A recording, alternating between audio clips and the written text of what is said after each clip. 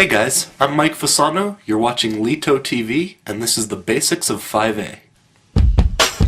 Yeah, everybody move your body. I say Lottie, you say Dottie. It's the bomb like it's society. Hiroshima, Nagasaki, feel the boom in the room. Babies jamming to the tune, but you better give them room, cause the water's breaking soon. But he finds that it's a rat race. Alright, the first thing that you need to do is get your yo-yo set up for 5A. So you have to have your string not on the yo-yo yet. As you can see, you have the end with the knot on it and the end that does not have the knot on it, the end that goes on your yo-yo. You're going to take that part and put it through the hole in your counterweight.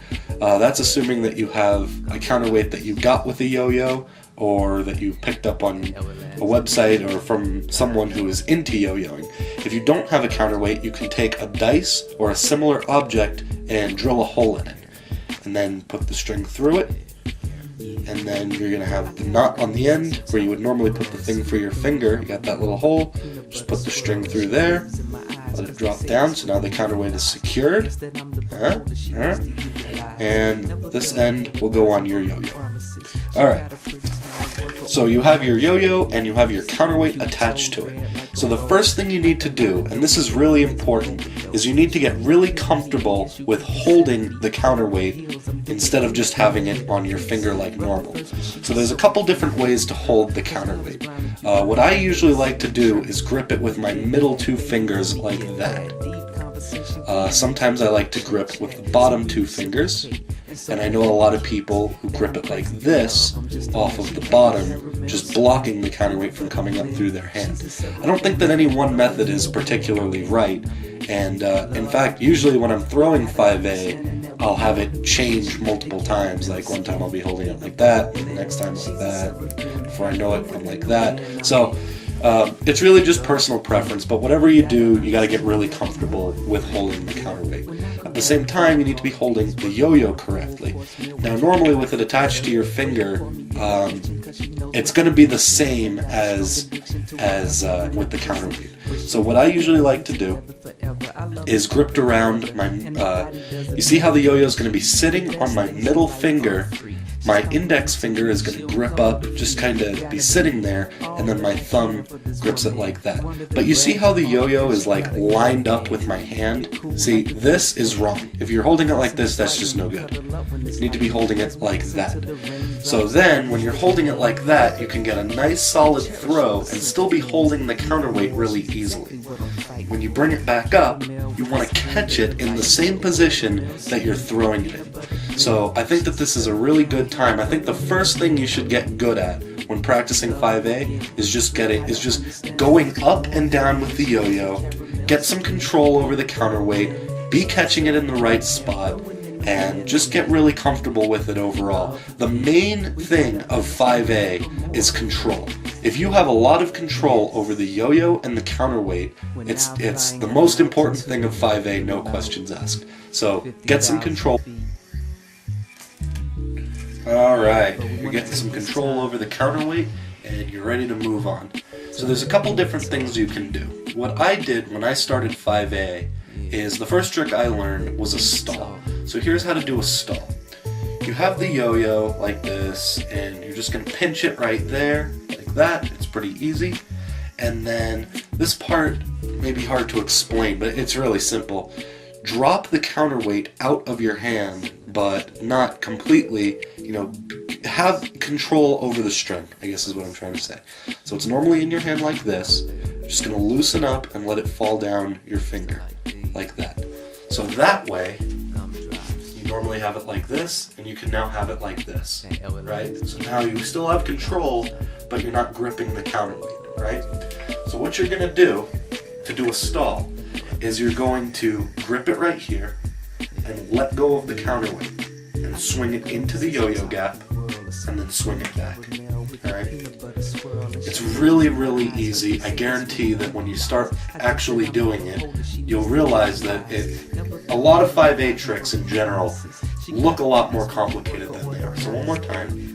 Into the gap, come back, and catch. You can do it with one hand, like this, just throw the counts. I can do this. Oh jeez, okay. one throw. And go into the gap, and come back. Another great way to start in general is by doing 1A tricks while holding the counterweight. That will give you a lot of control. You can tell I like control. Control is what it's all about. So here I am in trapeze, and I'm going to do all my favorite 1A tricks. Oh man, while holding the counterweight. That will definitely prepare you for 5A. In fact, I'm going to go ahead and say that I think the single best thing you can do if you want to learn 5A is just put a counterweight on one of your favorite yo-yos and walk around holding the counterweight, doing all your favorite 1A tricks. That'll make you a lot more comfortable with 5A. So, once you start to get a good feel for it, try adding a 5A element to one of your 1A tricks. For example, here's a good one that I started with. From trapeze, do this letting go of the counterweight thing I was talking about earlier, and swing it into the gap like that. And now you're in a kamikaze now, and now you can finish your 1A trick. Or, another 1A variation is you have it like this, just choke up on the string, and then do some 1A tricks like a barrel roll, brain twister, whatever that is. I really think that the best way to really learn 5A is to just put a counterweight on your yo-yo and just putz around with it.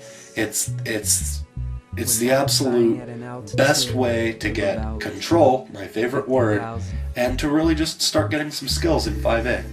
So, that's really the basics of it. And if you want some more tricks, I'll give you some more basic tricks to end out on. There's the butterfly. So, without going into trapeze, get the string about halfway with the counterweight. See what I'm doing there? See, counterweight and yo-yo. Pinch, get the yo-yo swinging one direction, throw the counterweight the other direction. Oops. And that's what happens when you mess it up. Here's another great simple starter trick. From trapeze, you're going to swing the yo-yo around your finger and let go of the counterweight. It's called the 360, like that.